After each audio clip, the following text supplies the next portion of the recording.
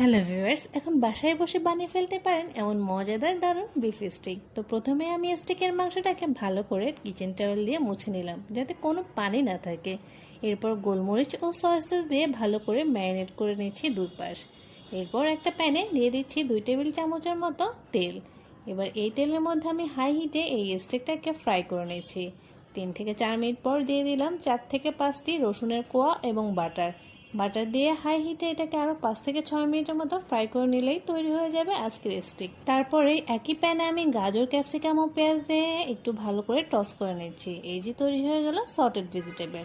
এরপর 2টা আলুকে আমি ম্যাশড করে নিলাম। এর মধ্যে দিয়ে দিলাম গোলমরিচের গুঁড়া, বাটার ও লবণ এবং একটু গরম দুধ দিয়ে ভালো করে মিক্স করে নিলেই তৈরি হয়ে যাবে ম্যাশড পটেটো।